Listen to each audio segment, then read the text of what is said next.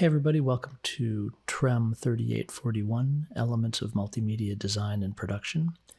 So I am John Janone, and I am an artist and filmmaker, and you can go to my website and check out some of my stuff. I produce films, I do projection design for theater as well as for dance, and I am a music composer and an animator, and I work with, particularly with generative animation processes. I also do some physical computing and some motion graphics work, so you can check out my webpage and learn a little bit about my work, and love to see some of your work as well. So I know some of you posted already your introductions into the introductions channel on the Discord server, but if you want to post a little bit more, post some links to your work or your podcast or whatever you're doing, that'd be really, really cool.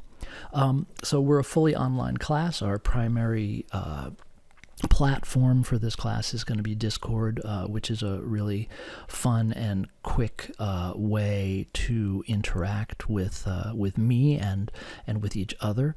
It's more text-based than voice, so we're going to have videos that go along with the class, like this one, where you'll go and you'll watch a video. It might be discussing some issues of the class, like today we're going to be going over the syllabus. More frequently, it's going to be a software tutorial. So hopefully you've had a chance to look at the syllabus and do the before the first class stuff that's noted there.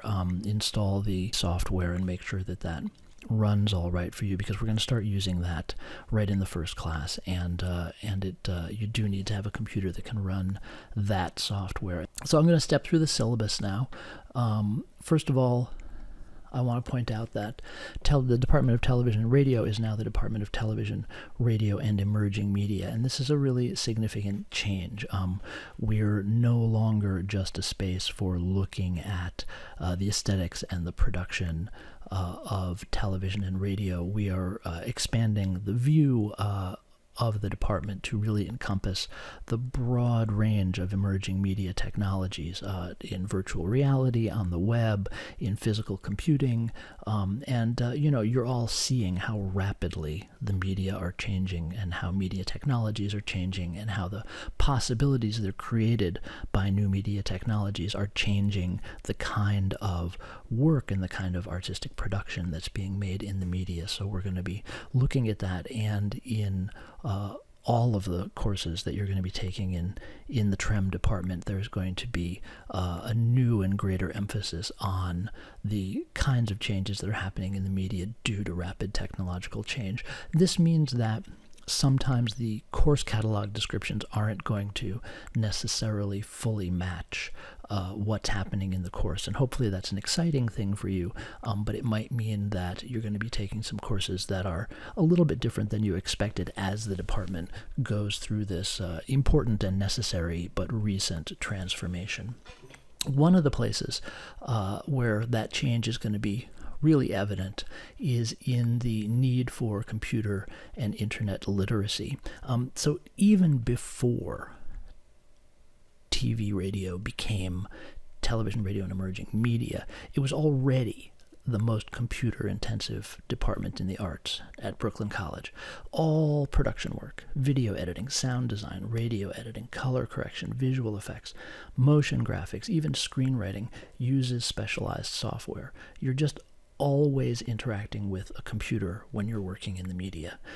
Even as a producer, I am constantly working on the computer, and computer literacy is an essential part of working in the media.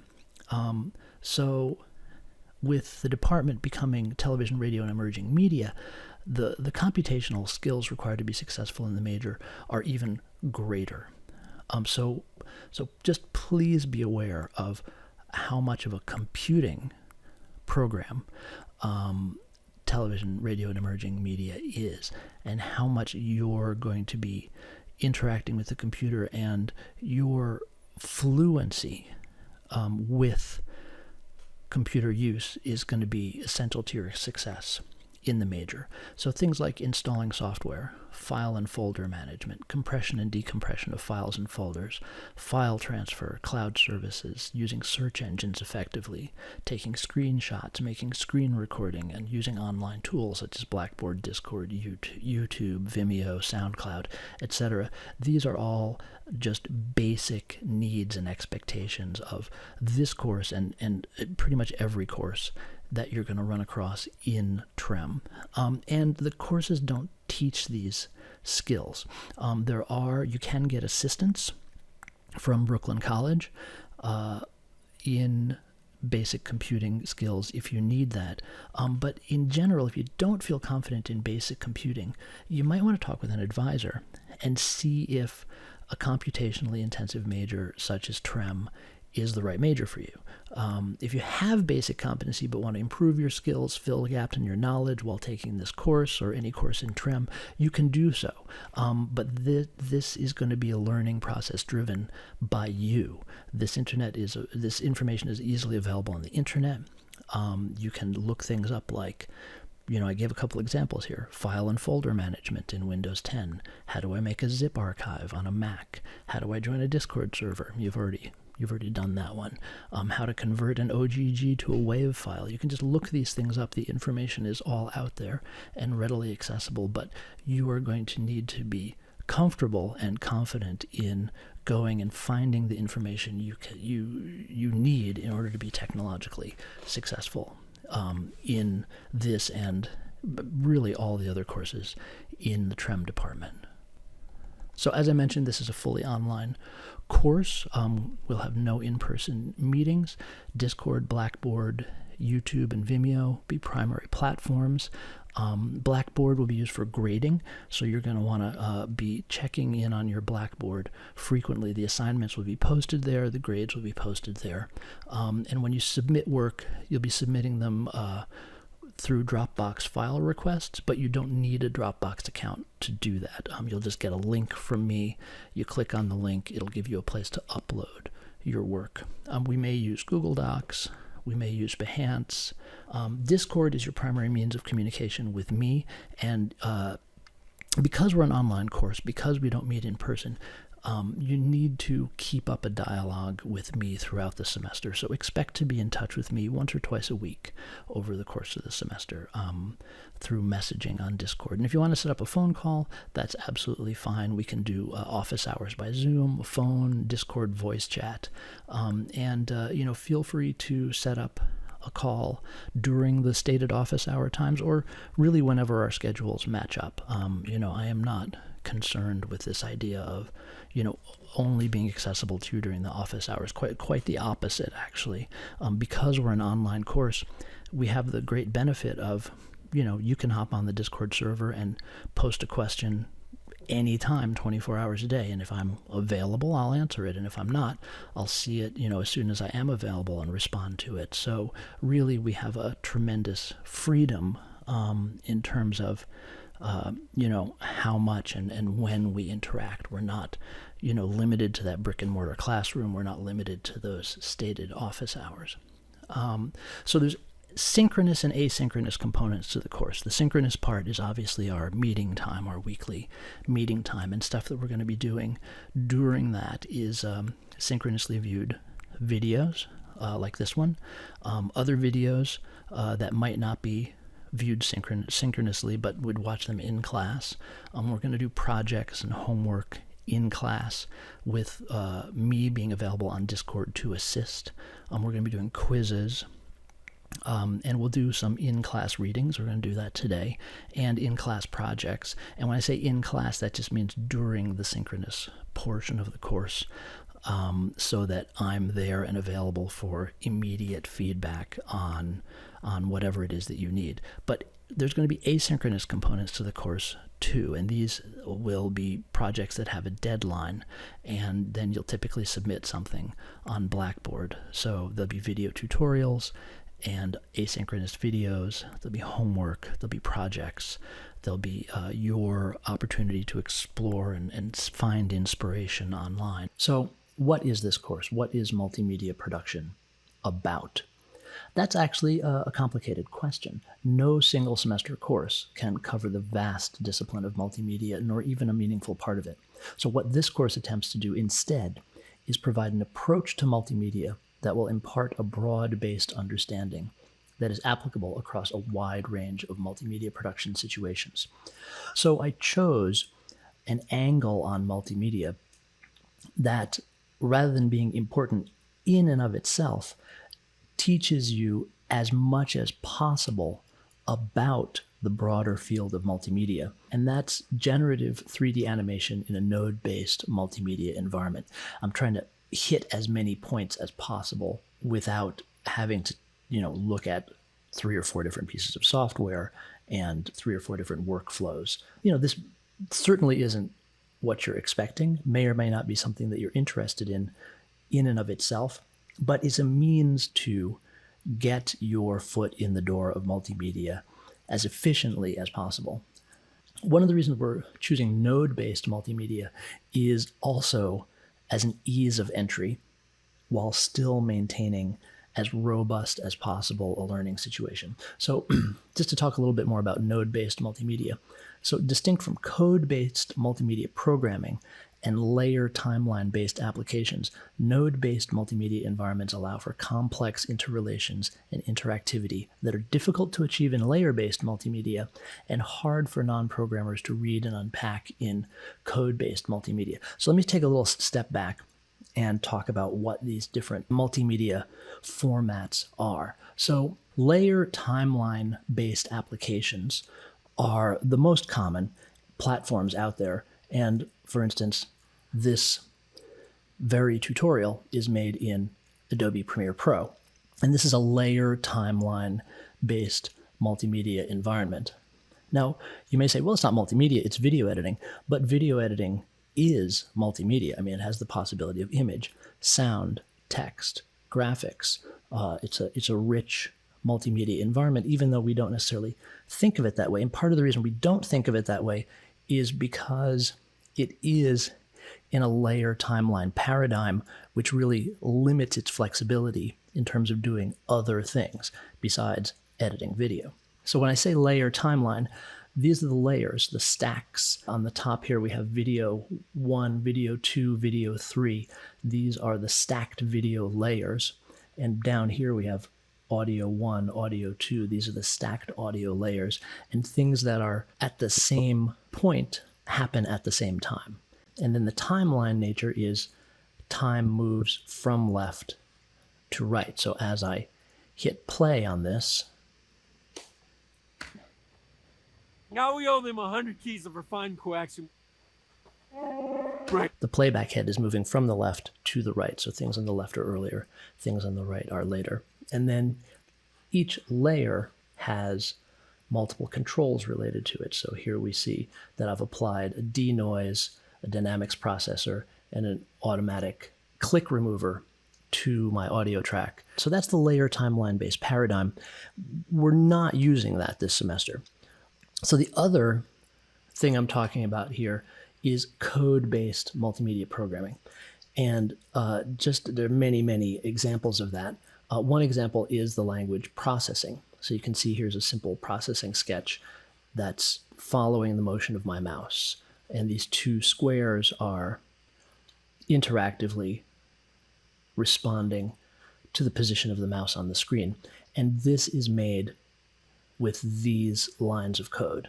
These lines of code produce this interactive situation. So this has a much greater potential for flexibility and interactivity than Premiere, but it requires code.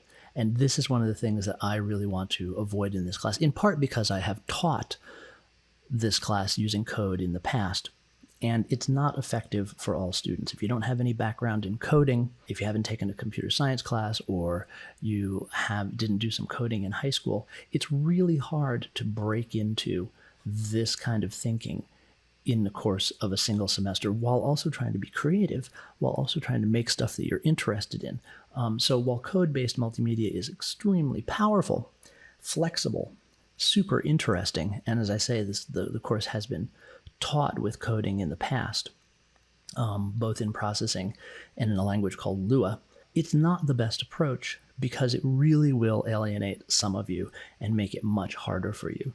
So we're not going to take a code-based approach. In fact, we're going to strictly have a no coding semester. Most environments you can't get very far before some coding is required, but we're going to use one this semester where you can work creatively for years in the environment without needing to write a single line of code. There's nothing wrong with code, and you may very well, particularly if you're in the journalism field, end up doing some coding as part of your work, because data visualization is an important part of journalism, and the language R is a coded multimedia environment for data visualization that really most journalists will need to use at some point. But for now, we get to have a semester of doing multimedia with no code.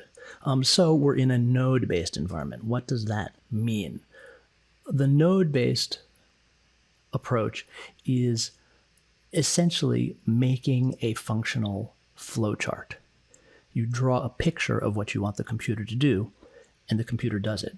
I'll just show you a very simple example in Houdini, which is one of the most important node-based multimedia environments in the film and television industry right now. It does 3D modeling and animation, visual effects, compositing, simulations, very notably crowd simulations. Very often when you see a crowd scene in a film, only a few of the actors in the crowd are actual human beings, and the remainder are a crowd simulation. And Houdini is one of the primary tools for doing simulations like that. So let's just take a look quickly in Houdini. So here I have a box in a 3D world, and here I have the node that creates that box. So if I want to create another object in my world, I can go up to the toolbar, grab it, and I can decide which one I want to render, the box or the torus. Or I can drop down a merge node,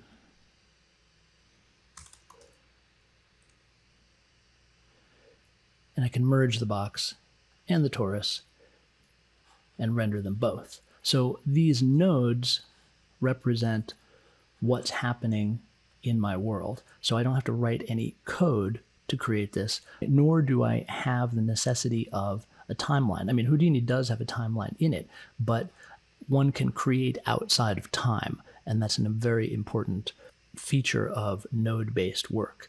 And of course, there's many, many nodes that do an extremely wide variety of things. So I'll just show you one other node, the Boolean node. If I take the box and the torus and plug them into the Boolean node subtracts one shape from the other, or it can add them together, but we already saw how that works in the merge. So this is the node-based approach, and you can think of it as a flow of information. The description of the box is flowing into the left input of the Boolean, the description of the torus is flowing into the right input of the Boolean, and the Boolean's acting on those inputs and doing something to them. And the blue mark here means we're looking at the output of the Boolean operation. So this is node-based multimedia, and it is extremely prevalent. Here's just a few important environments that are node-based. Houdini, which I just pointed out, which is really a majorly important piece of software in the film and television industry. But then Touch Designer, it's another node-based environment that's related to Houdini in some ways. Touch Designer is for live projections at concerts and live events. So that's a side of multimedia that deals with real-time interaction. And Touch Designer looks like this. And here's the same setup in Touch Designer that we just saw in Houdini. We have a cube and a torus, and we feed them both into this Boolean, and the Boolean subtracts one shape from the other. Isadora is also a live environment that's used for video projection and interactivity in dance, but it's used a lot in live theater as well now. And Isadora looks like this. It's a node-based environment where each node performs a function, and you connect the nodes together to instruct the computer in how you want those functions to flow one into the other. Firfau, or VVVV, is another real-time graphical environment that is very popular. And Firfau looks like this, where the nodes are connected together. So this Firfau patch right here is what's creating this tree fractal. Cables.gl, which is a great tool for creating web-based interactive multimedia, is also node-based. So here's how cables.gl works. There's a main loop, and you can add nodes to it. So for instance, I can add a material to my main loop. I connect them together, and then I can apply that material to, say, a sphere. So I add a sphere, connect it, and then that sphere is now drawn in my window. And so I've just created, and this is inside a web browser. You can see I'm inside the Vivaldi web browser right now. And this is under the hood. This is code-based in that you can look inside each of these nodes and see the code, but you don't have to interact with this code. So this is actually a really nice thing about Cables.gl, is it's both node-based and code-based. This code is actually the code that's inside of the material, the Lambert material that I've applied to this sphere here. And this course could be taught in Cables.gl, and perhaps another version of it will be, but it's still, Cables.gl is still in development. But like I say, you might want to go to Cables.gl and create an account and just play around a little bit in Cables, because it's super fun and easy. And then the nice thing is the output is web-based. So Blueprints is a node-based environment for game interactivity in the game engine Unreal. And actually, both of the major game engines for game development now have node-based game logic systems, but Unreal Engine has had the Blueprint system for considerably longer. This is an example of the Blueprints node-based game logic system in Unreal Engine, where each of these nodes relates to some event in the game. Grasshopper 3D is for 3D modeling inside the Rhinoceros 3D environment, and this is actually being taught here at Brooklyn College in the art department. Reactor is for creating sound synthesizers and musical instruments in software. And Reactor, again, is an extremely deep language that has many, many layers. So here we're seeing one layer of Reactor that's a fairly high-level layer, meaning we're connecting together larger chunks of nodes to create a functional synthesizer. So here's the control panel of that synthesizer, and then here's the way the elements of the synthesizer are connected together to create the sound. But the interesting thing about Reactor is inside each of these is another set of nodes that creates what it does. And inside each one of those nodes, there are more nodes, and it's nodes all the way down. So unlike Cables.gl, where there's code eventually under the hood, in Reactor, it's nodes and then subnodes and then subnodes and then subnodes, all the way down to an extremely fine-grained level. Flowstone is an interesting node-based environment because it crosses a number of different disciplines. It's used for sound synthesis and creating VST plugins for effects and music, but also it's used in the sciences and it's used in robotics. And if you take a look at Flowstone, you'll see it's a node-based environment where nodes that do things are connected together. So here we see a simple synthesizer being built in Flowstone. DaVinci Resolve is mostly a layer timeline-based application. It's a video editing, but it it's also a very important tool in the film and television industry for grading and color correction. And the portion of it that does the grading and the color correction is node-based.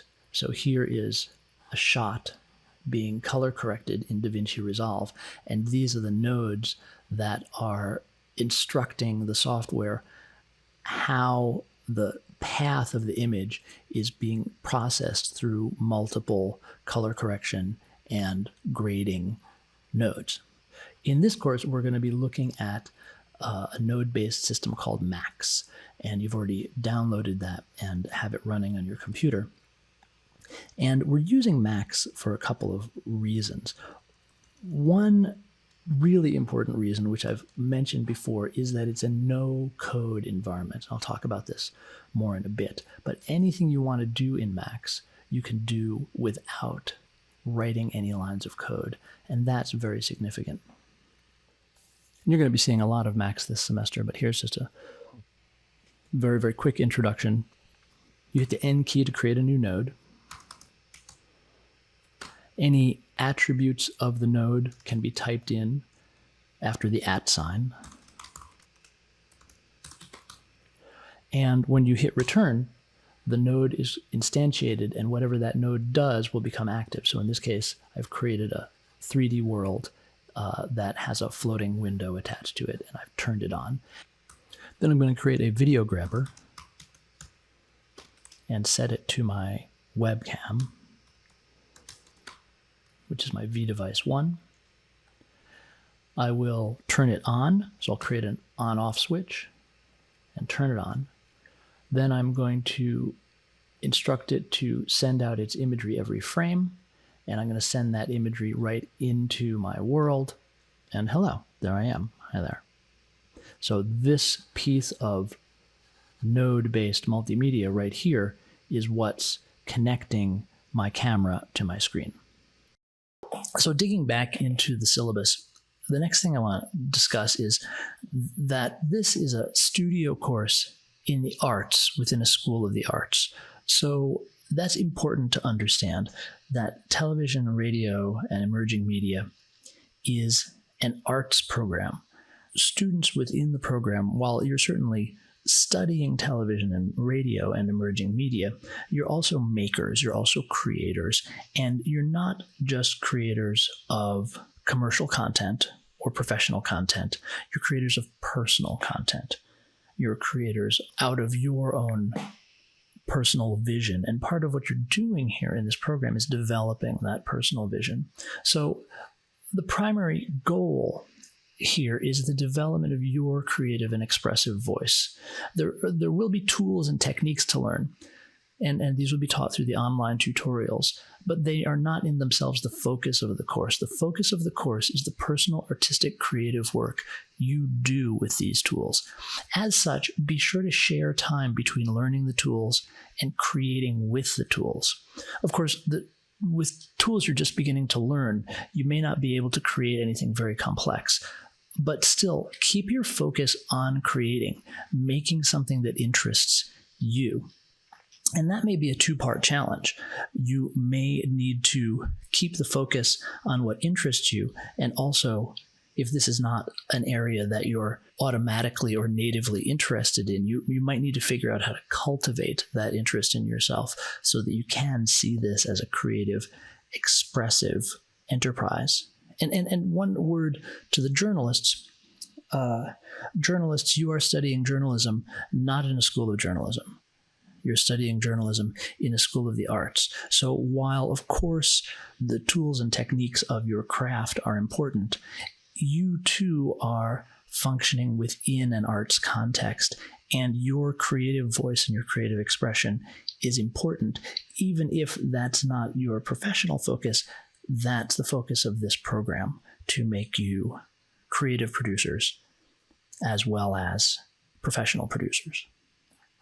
So it's essential that you learn effectively from the tutorials, and I have a section on tutorials coming up so that you can quickly move on from the tutorials and begin using your new skills in creative, personal, and even idiosyncratic ways. So if the tutorials are bogging you down, then that's something you want to talk with me about, so you can learn from the tutorials more quickly and more effectively, because the tutorials are not the goal.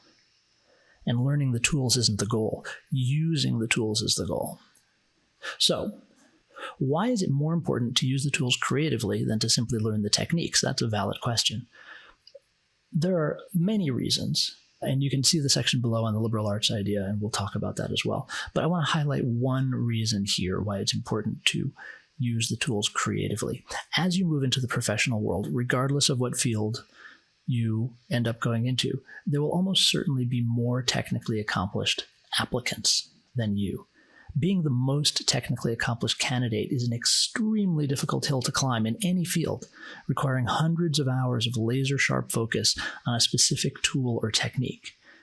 The time you have in a single course in a single semester is not nearly enough time to develop technical skill of this level. It is, however, an ideal amount of time to make a creative exploration. And each time you give yourself time and space to engage in a creative exploration, you will develop your personal vision, style, and aesthetic. The goal of this sort of development is not to have the best or most impressive vision. It is simply to have a distinct one. When you have a reel of creative work that expresses an artistic viewpoint that is clear and individual, you create an opportunity for another person, a producer, a director, project manager, etc., to see something in your vision and to want to speak with you further. This is the advantage that keeping a creative focus gives you. You have a way of distinguishing yourself among a pool of applicants without needing to rise to the top in a competitive struggle. And you will know that you've attracted the attention of an employer or gatekeeper who feels something special about what you in particular have to offer. And I can't emphasize this enough. It's so hard to be the best and the most experienced. You have to have hyper focus. It's like being a classical musician. The hours and hours of daily practice. You need to spend years of disciplined study to become an expert. But to have a distinctive voice and vision, that's something we all can do. That's something we all already have. All we need to do is cultivate it. And then you're not trying to be the best at anything. You're just trying to be a clearer, more articulated version of yourself.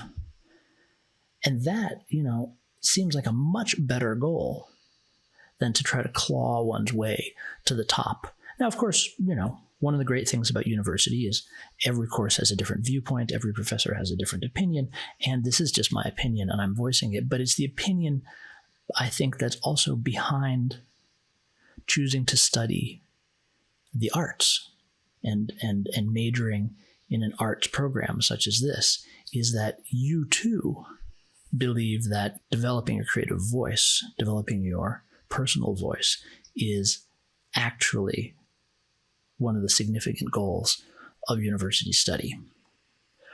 But there are the technical tools to learn, and so it's very important to use the online tutorials effectively.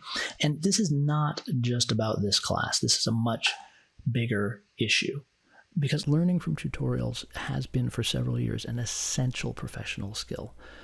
With the combination of remote work, online learning, and the proliferation of online tutorials for an incredible variety of tasks and tools, it's likely that you'll do the majority of your learning from tutorials. As soon as you enter the professional world, probably all your learning, the classroom is going away. And someone sitting there and showing you how to do something in meat space, in a brick and mortar space, is really a concept that's going to evaporate, almost completely, particularly in our field, because tutorials are so effective, in part because you can pause them and you can rewind them and you can watch them as many times as you want. And you can take them as slowly as you want. They're a great, great learning tool. They're so much better than trying to learn tools and techniques in a classroom setting. And particularly when you have something like Discord to accompany that, where you can ask questions and get responses almost immediately during class time, and even very quickly outside of class time. You've got a great situation for learning. So I'm going to guide you through strategies for effective learning from tutorials throughout the class, but starting now with a few basic tips. It's not useful to watch a tutorial. They're not for watching. They're for doing. I sadly often see students waste many hours watching and rewatching tutorials. They say, I watched it 5 times. Don't watch it 5 times. Do it once, really, really slowly, pausing regularly and making sure everything works as you go. Always do a tutorial, following, making, building every step along with the instructor.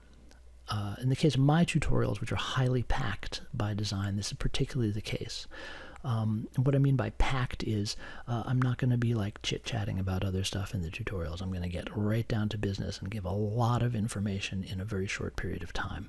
And that, that takes us to the next bullet point, which is tutorials are meant to be constantly paused and rewound. In the beginning, when you're working with a packed tutorial where the material is presented densely and quickly, you're hitting pause 5 to 10 times a minute and rewinding 3 to 5 times a minute. And this is not, necessarily the way you're used to watching videos. But when you're dealing with a tutorial, that's how to do it. When budgeting time for a tutorial, multiply the tutorial length by 2 as a starting point. So if it's a 30-minute tutorial, give yourself at least an hour. Definitely not less than an hour. After doing a few, you'll get a better sense of your pace. And the pace will, of course, vary with the difficulty of the tutorial. It's really important that when you're making or building the thing that's being demonstrated in a tutorial, you got to make sure it works at every point. And at the end of the tutorial, that you've built something that works exactly as the demonstrated version does. But remember, the goal of the tutorial is not to build the thing that you're building in the tutorial. This is hard for a lot of students, right? The tutorial is a learning tool. So the goal is to learn how to use the tool, learn the techniques, learn the concepts behind the techniques. You will never build the thing that was demonstrated again. Tutorials are typically arbitrary demonstrations to help you learn the tool or technique. Like there's a really good Houdini tutorial that's about making a donut and putting icing on the donut and putting sprinkles on the donut. What are the chances that you're ever going to need to, in a professional setting, make a 3D model of a donut with sprinkles? It's highly unlikely. It has nothing to do with the donut. It's not about the donut. It's about learning how to use the tool. And you can use a silly example to learn how to use a tool. A donut is as good as anything else. If you were trying to make a dragon, that would be too complicated for the tutorial. If you're trying to make a jet plane, that's going to be too complicated. Make a donut. It's nice and simple. You learn the tools. Then you go on and you make a dragon.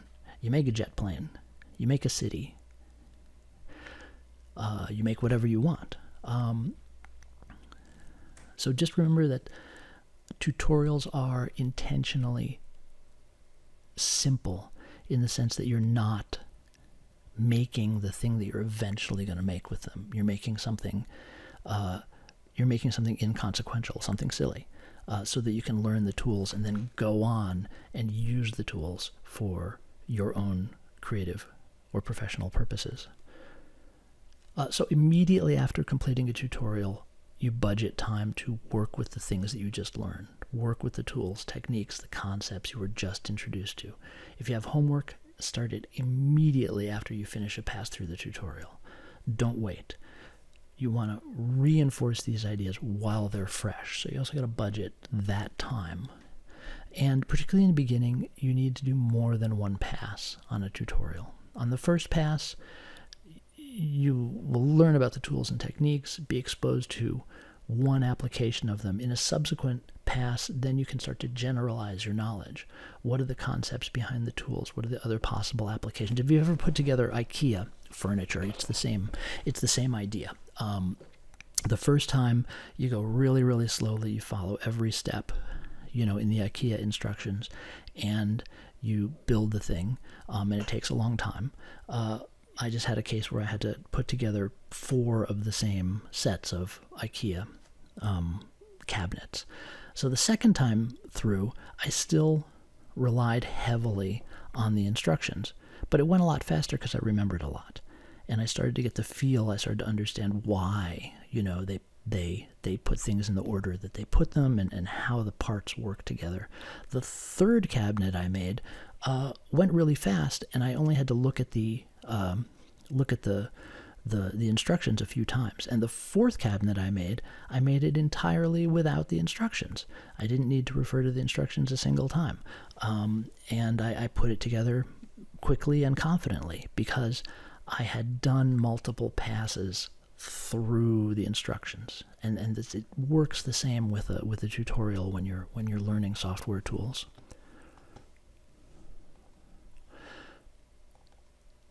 So let's talk about access to me and asking good questions, and how to use the answers to those questions. Because in an online course format, it's really driven by you. I'm going to provide you with the information. I don't have the feedback that I would have in a meat space, brick and mortar classroom setting, where I'm getting the sense of like, oh, I got to slow down. People are not following, or getting a lot of questions on a particular topic. You need to be proactive on the Discord, and you need to ask questions so that I can respond to each one of you where you're at. But also there's a huge advantage to working online, which is I can really respond to all of you. In a brick and mortar classroom setting, a couple people raise their hands, a couple shy people don't raise their hands, a couple people, don't get a chance to ask their question because they run out of time, or they didn't think of the question until later, or they thought of the question and they forgot it and then it came back to them later. On Discord, you can ask that question whenever you remember it, whenever you think of it. And then whenever I get a chance to, I will answer it. Or if it's during the class time, I'll answer it right away. So, the things that are lost from being in a online format, I think, are more than made up for by the by having these digital tools for interaction that give us a lot of flexibility. So I am essentially constantly available to you via Discord, and I want you to be in contact with me regularly. As I mentioned, we'll chat on Discord, at least twice per week. Maybe not once or twice a week. But I'm also available to you via scheduled Discord voice chats, phone calls, and I look forward to speaking with every one of you. That's kind of a fun part of an online class, is you hear a lot of my voice, and I don't get to hear your voices, so it's nice when we get to talk with each other. Asking good questions has always been a key to effective learning, and in an online course, formulating good questions is even more essential. So in this course, questions about course material are to be asked on Discord. While voice communication is encouraged for discussion, let's talk about strategies, let's talk about approaches to the material, let's talk about artistic feedback, or where to find your inspiration. If it's a question about a technical matter, that's going to be limited to Discord only. And one of the reasons for this is to build your skill in formulating good questions. Like learning from tutorials, asking good, effective questions is a learnable skill and an essential professional tool. So what is a good question? Well, there's a few parts to most good questions in this course. You want to clearly articulate the issue, including necessary context. And you want to give a concrete example that illustrates the issue. And this is probably the most important and the most ignored part of asking a good question.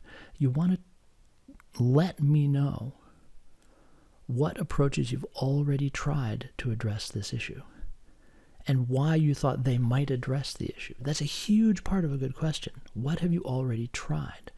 Are you just, you get to something that you don't grasp immediately and you ask a question right away? That works against your learning. When you get to something that you don't understand, try something, try multiple things. And then when those things, when those attempts don't work, then you ask the question and you say, and here's what I've already tried, and here's why I tried those things. and give a concrete example of what you've already tried. So asking a question should not just be an expression of not understanding. That's not a particularly useful question. We all don't understand stuff when we confront it for the first time. The first time you read a paragraph, you don't understand the paragraph. The first time you do a tutorial, you don't understand the tutorial. That is a known thing. It's your work to move from not understanding to understanding. That's the work of the student. And there will be points when you can't make that transition from not understanding to understanding. And that's where I come in. That's where I can help you. But I'm going to want to know, what have you already tried? So before sending a question, evaluate your own attempts to address the issue yourselves. What steps have you taken on your own specifically? Now, the other side, and this is a side that sometimes is disappointing and frustrating for students, is the answer to a good question is not simple.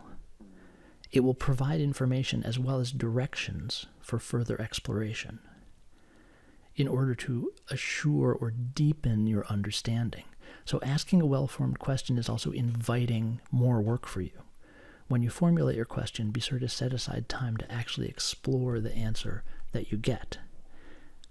It's not going to be as simple as click here or do this. I mean, sometimes it will, but more often than not, if it's a question that has depth, it'll be an answer that has some depth, and it's an answer that's going to require something of you. Computers are only capable of one thing, math. That's all they do. All they do is manipulate digits. We see that as images. We see that as colors. We hear that as sounds. We print it as text, but everything is encoded in the computer as numbers. While very simple software sometimes succeeds in hiding this numeric basis of computing, anyone wishing to move beyond the absolute basics of media will need to confront the wholly numeric basis of the computer as a tool. But there's really good news here. You don't have to do any of the math.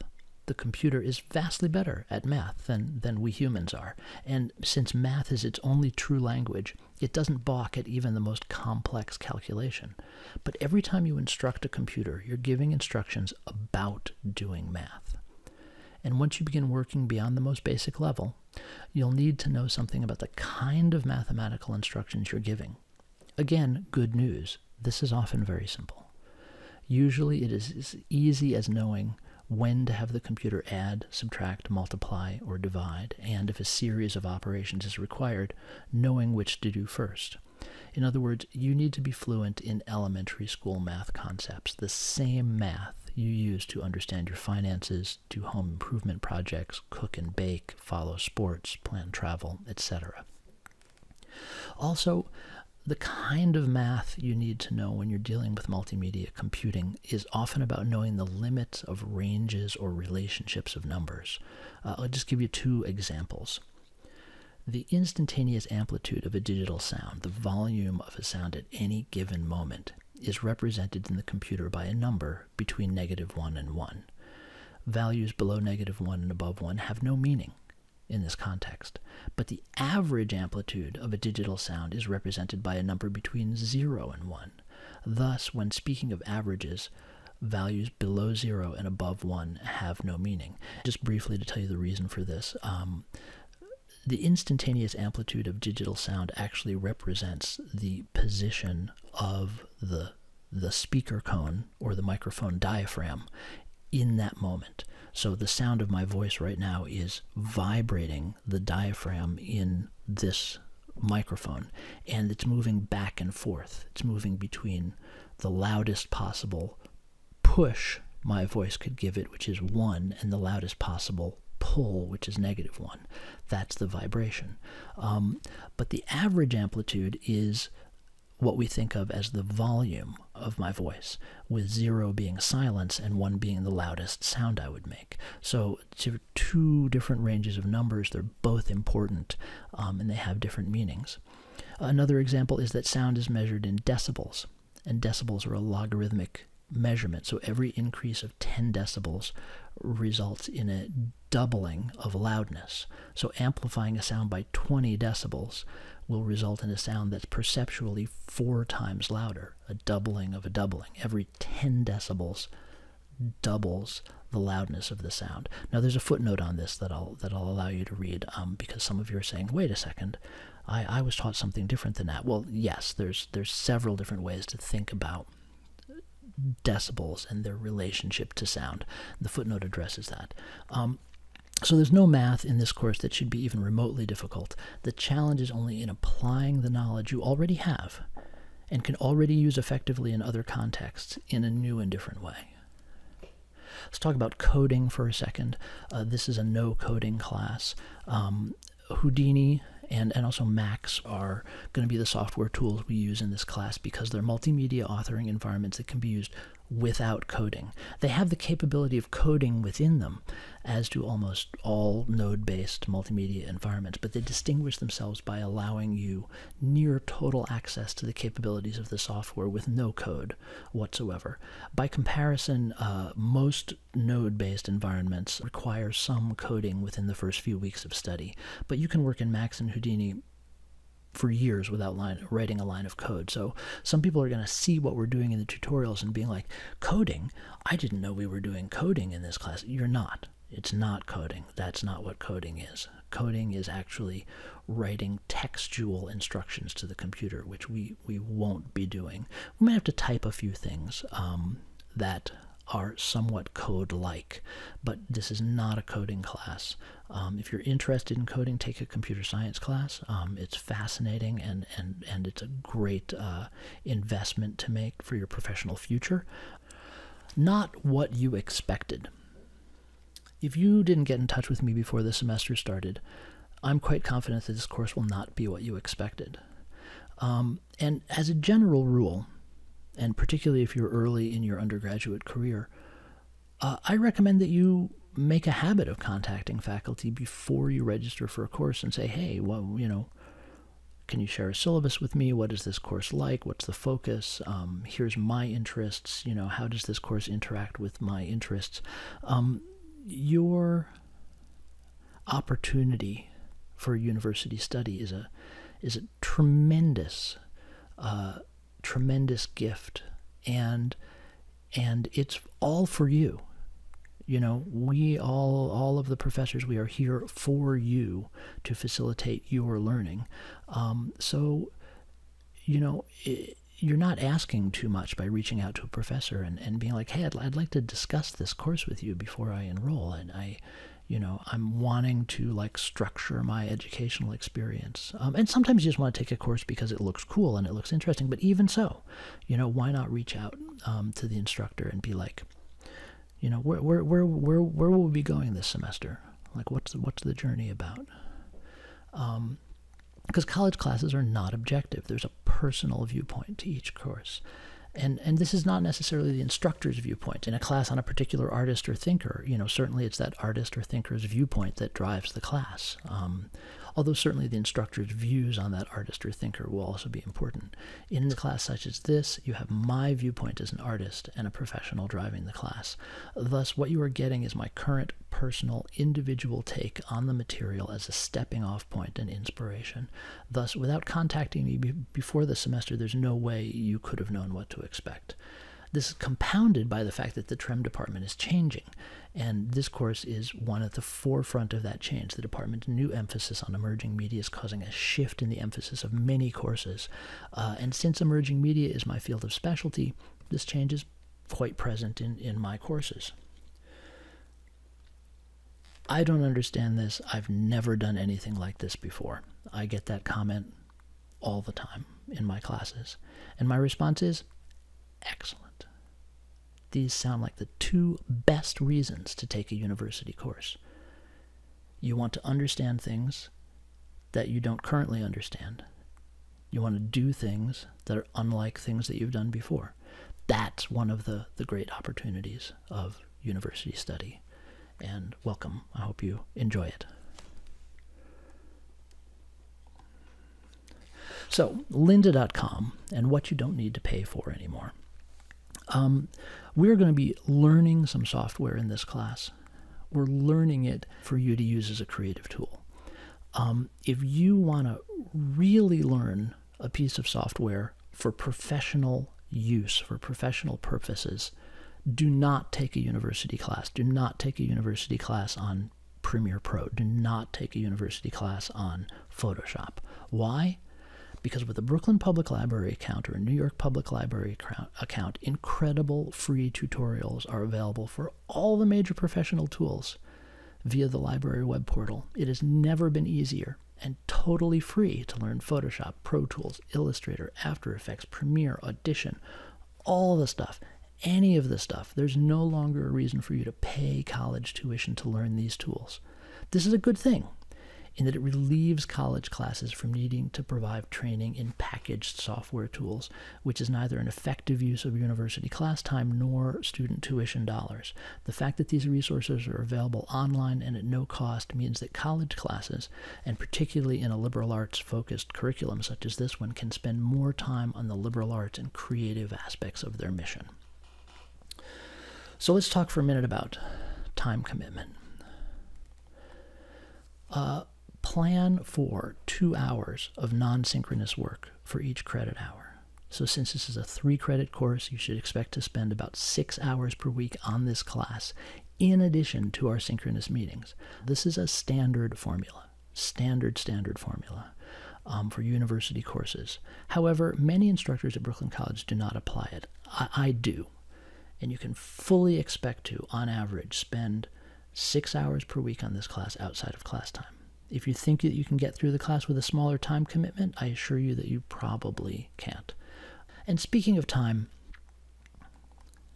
I include this paragraph because it's something that comes up a lot in my teaching over the years. 15 minutes is a really long time. If you meditate, play sports, play music, you know 15 minutes can be an incredibly long time. So much can happen in 900 seconds. 109-second things. 15 one-minute things. When you're working on a problem, how many things do you genuinely try in 15 minutes? How many potential solutions do you come up with, attempt to implement, and then interrogate their relative success, failure, or revelation of something new? In 15 minutes, how many discoveries can you make? Even if you're trying to solve one problem and don't solve it, how many things did you learn by genuinely making multiple different attempts? These are excellent questions to ask yourself when taking a careful look at how you work and how you study. Are you really using your time well? And the reason why I say this is because a lot of students will say, well, I say, what have you been doing? They say, I've been thinking about it. I'm not saying that there's anything wrong with just thinking about it, but when you have a task in front of you, actively trying different solutions is a much better use of your time. And you're going to find that to be true in this class. And certainly when you're on a set and you're under time pressure, you know, thinking through by doing and solving by trying rather than solving by thinking. It's not that it's not thinking, it is thinking, but it's a kind of active thinking. It's a kind of engaged thinking. If you're working with something new, if you're working with something novel, or if you're working under a time pressure, being active and actually using the time is more important than contemplating what you will do or contemplating how you will solve the problem. Trying to actively be solving the problem is a much better use of time and a much better learning tool. So if you can see that something does not work, that's a problem for you to solve. Art, computing, writing, and life have all been described as problem-solving arenas. But in art, writing, and life, the problem-solving is quite complex. Often we're not even sure what, if anything, is wrong, or in what way it's not working. In computing, we have the wonderful benefit of being able to see clearly that something is not working. We have an expected outcome, and we're not getting it. We want the circle to be red, and it's green. We want the circle to be moving from left to right, and it's moving from right to left. We want the circle to be a circle, and it's a square. We can clearly see something's not as it should be. I intentionally choose software for this class that is clearly but forgivingly showing us when something is not working. It doesn't just crash. It doesn't just fail. It doesn't do what we want, but it shows us something, and we can see that's not the something that we want. So always make sure that whatever you're working on, a tutorial, homework, or project, is functioning the way it's supposed to and the way you expect it to. If it's not, your work is not done. You need to solve the problem, and solving the problem is active. And when you do need to ask a question, be sure to describe not just the problem, but the solutions you have already attempted, as I mentioned earlier. And don't submit work that has an obvious issue. Work is complete when all the issues have been addressed, and that's your job as a learner to address those issues. And when you can't, ask good questions about them. So let's talk a bit about the liberal arts idea. Brooklyn College is a liberal arts institution, and TREM is a department with a particularly purist approach to the liberal arts mission. In other words, it's distinctly not professional training. The goal of a liberal arts department is to, through a subject matter, train the mind in domains such as critical and analytical thinking, rapid, effective comprehension of novel ideas, developing a clear and convincing writing style, problem solving, creativity, expression, developing intuition, and framing ideas in cultural, historical, ethical, epistemological, and theoretical contexts. There's absolutely nothing wrong with professional or conservatory training, and these things are available within CUNY and even in certain departments at Brooklyn College. But it's important to recognize, if you have not yet, that you are not in such a program. The mission of this department is not to prepare you for a career in television, radio, and emerging media, in the same way that the English department is not preparing you for a career in English, nor the history department for a career in history. In TREM, we are studying television, radio, and emerging media as a means towards training the mind, and perhaps the spirit. We, the faculty, are teaching to the liberal arts mission through the field that we work in and know best. This does not mean that you can't go on to work in television, radio, or emerging media with a BA in TREM. By all means do. It's a fascinating and rapidly changing field. But the specific preparation offered by a liberal arts approach is intentionally broader. We want you to approach your future field or career, whatever it may be, with a set of mental tools and agility that could have been honed studying anything at all. From this perspective, how you study is vastly more important than what you study. As a case in point, I majored in philosophy and religion as an undergraduate. Not once did I think I would be a professional philosopher or a member of the clergy. I was drawn to philosophy and religion because, after trying several majors, I felt it placed the strongest emphasis on training the mind to understand and manipulate complex ideas, develop clear thinking and writing, and be exposed to the work of innovative thinkers whose ideas changed the world. And I enjoyed it, and I found the professors stimulating. I went on from there to work in television. I took a quick poll of friends who got degrees from liberal arts departments, and while some definitely continued in the field of their major, most did not. Studying business administration, ended up in commercial video production. Studied music, ended up as a filmmaker and director of photography. Studied music and theater, ended up as a filmmaker, director of photography, screenwriter, and eventually professor. Studied theology. This is my friend Amanda. Fascinating story. Became a prison chaplain, then worked for the NYPD, founded the Victims Services department within the Brooklyn PD, and then went on to become a television producer on Law & Order SVU, which is actually the main character of that is in part based on her, and then became a professor. Studied French and theater, ended up in advertising. Studied psychology, ended up in local government. Studied fine arts, ended up as a musician. All of these, there isn't a necessary relationship between the undergraduate major and the career when you're dealing with a liberal arts degree. And there never is. I mean, even if you do a conservatory degree, a lot of people do not go on to work in the field that they studied. And there's no problem with that. But it does, relate specifically to TREM. It's not a professional training program. It's a liberal arts approach. And we happen to be studying television, radio, and emerging media. So I mention this, again, not because it's a good thing or a bad thing, but simply to point out that this is not career preparation. For instance, compare this BA program with Bronx Community College's Film Production Training Program, which provides specialized training for union jobs in film and television. That, as clearly stated, is a professional training program designed to qualify you for a specific job. And such training is widely available and often less expensive than a degree program, or free, as in the case of New York's Made in New York training programs.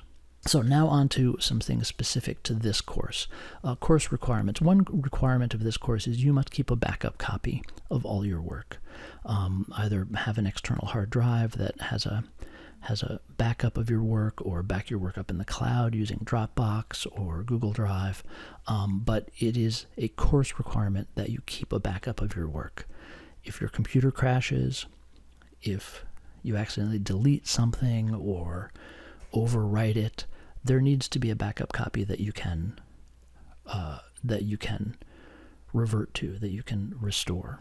And I say this just because, over the years, students have said, well, I had it, but I lost it. Well, if you had it, then it was incumbent upon you to have backed it up. It is highly unlikely, almost unheard of, that you would lose the original and the backup copy. You will be required to purchase a software subscription. It's $10 a month. If you don't complete the work within the course time frame and you need to extend your membership, there would be an additional expense for that as well. If you needed to finish up, some work in January, be another $10 there. What's really important is you need access to a computer onto which you can download and install the software we use in the course. It can be Mac or Windows, but it can't be an iPad or a Chromebook. And it has to meet the minimum requirements to run Houdini, which one way to find out if it does is install Houdini and see if it runs. And you can also look at the software requirements by following that link. And you will need a 3-button mouse. They're very inexpensive. You're going to want to get that by the second week of class, because we'll be using that. And in the syllabus, there's a link to an inexpensive Amazon Basics 3-button mouse. Here's the standard Brooklyn College policy on academic integrity, which I will let you read on your own. It should appear in all of your syllabi. But in terms of specific class policies regarding academic integrity, here's points A and B. In this class, work must be independent and demonstrate your individual understanding. It's okay to ask a friend or a classmate for assistance in understanding something, but you may not copy and paste or exactly copy any of their work and submit it as your own, nor have them do any work for you. Similarly, you may not copy and paste or exactly copy work from any other source. By the time you're done transforming any borrowed material into your own derivative work, it must substantially differ from the source. Even so, the source of any material you received from a classmate or any other source must be cited. If the work is online, a functional link must be provided. If the work is from a source that's not online, you must provide a copy of the work in addition to your derivative work. Failure to do so would be considered a breach of academic integrity, which would be reported as required by the college. Any breach of academic integrity, one described here or any other, would result in a course grade of D-, regardless of any other grading factors. And B, material provided by the instructor as part of tutorials, quizzes, or demonstrations, for instance, image or sound files, may not be used in your own creative work. It is each student's responsibility to find or create the media used in their projects, except as specifically stated. Here's a statement from Center for Disability Services. Again, this is standard Brooklyn College language, as well as the student bereavement policy. I'll let you read those. So here's how the grading breaks down. We have 25% synchronous assignments, so that's stuff that happens during class time. Time to complete the assignments will be limited and will rely on careful study of topics introduced in the class and any homework or tutorials assigned previous to the assignment. Developing speed and confidence in your work is important. Missed synchronous assignments must be made up. There's a section on completion of all assignments below. Attendance is taken through the submission of synchronous assignments, so even if you have not completed or feel you've done poorly on assignment, be sure to submit it, as that will be how your attendance is recorded. Then there's 1 week projects and homework. These projects will be given throughout the semester, and failure to upload a project by its due date will result in a reduction of the project grade, regardless of the quality of the project. Class participation is a full 25%. Class participation consists of remaining in regular contact with me on Discord about assignments, projects, course progress, creative dialogue, and any other topics, as well as regularly asking well-formed questions.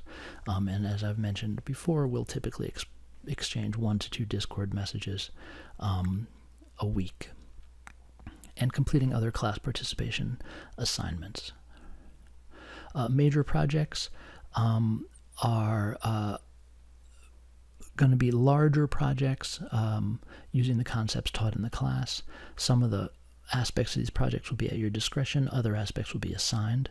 And different projects need to use contrasting concepts and techniques. So one project doesn't build on another one. They're separate, isolated projects, and failure to present a project on its due date will result in a reduction of the project grade regardless of the quality of the project. Completion of all assignments.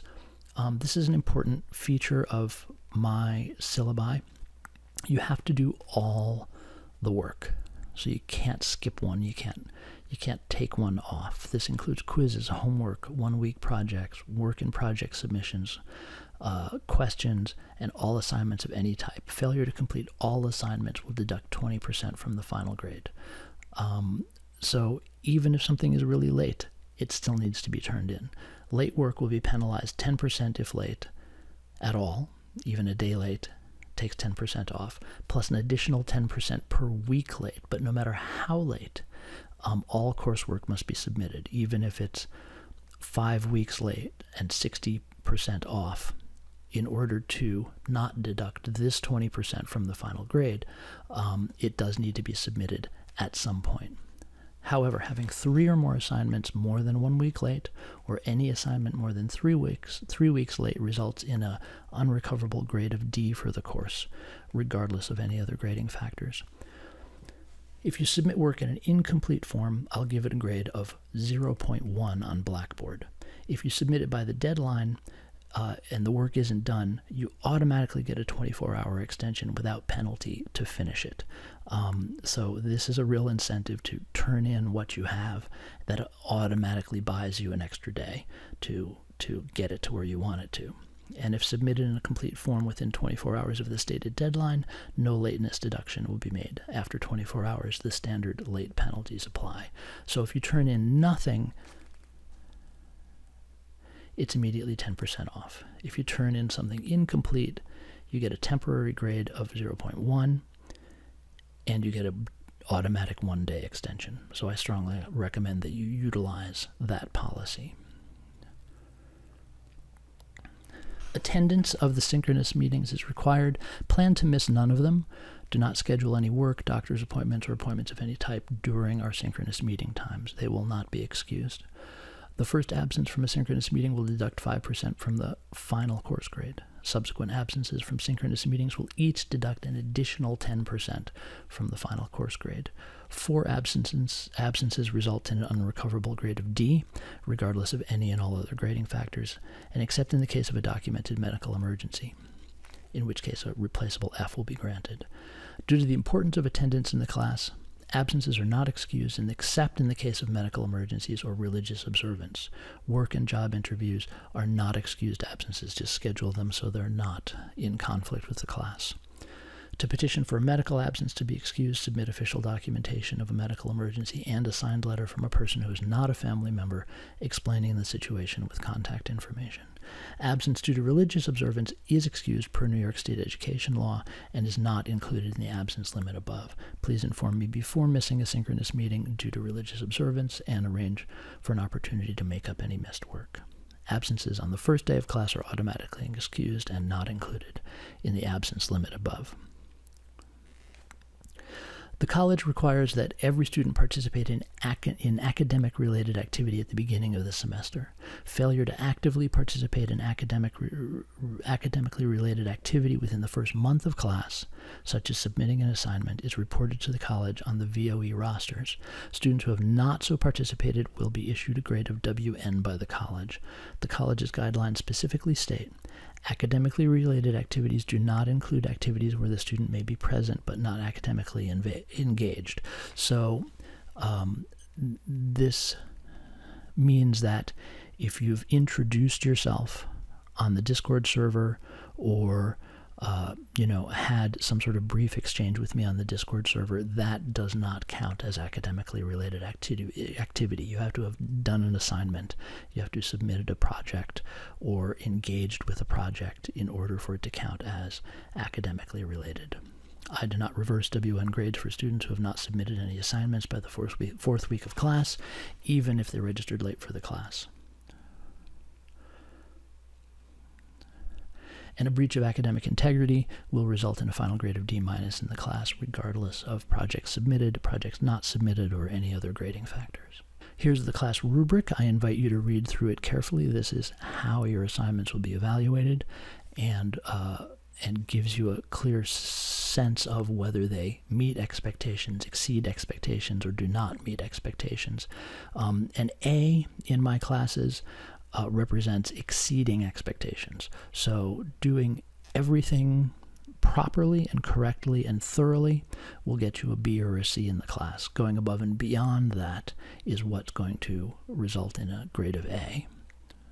These are the department objectives and course objectives addressed by the course. I invite you to read those. And on the last page of the syllabus is our course schedule.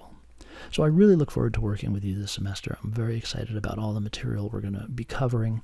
So please reach out to me with any questions, and let's stay in good contact throughout the semester. We don't have the benefit of in-person meetings. We do have the benefit of the Discord server, which gives us a great opportunity to interact on a really regular basis. And I also encourage you to set up a call with me, and we can talk. As noted in the syllabus, if it's a technical question, let's deal with it on Discord. But if it's philosophical, conceptual, artistic, or just about, how you're doing in the class, let's set up a call and talk about it. I'd be very happy to speak with you. All right, see you all on Discord.